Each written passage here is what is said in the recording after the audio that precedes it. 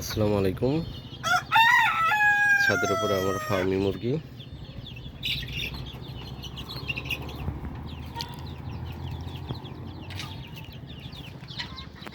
আজকে কয়টা ডিম পারছে দেখি।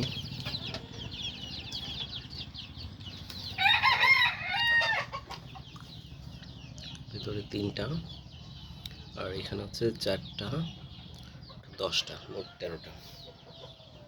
আর মোট মুরগি হচ্ছে 18টা, আর 2টা মোরগ, 13টা। আজকে মোটামুটি ভালোই।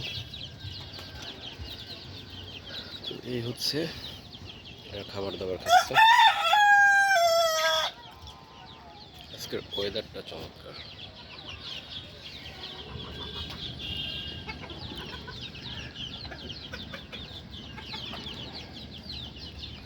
এখানে কিছু বাচ্চা নিয়ে আসছি, 30টার মতন।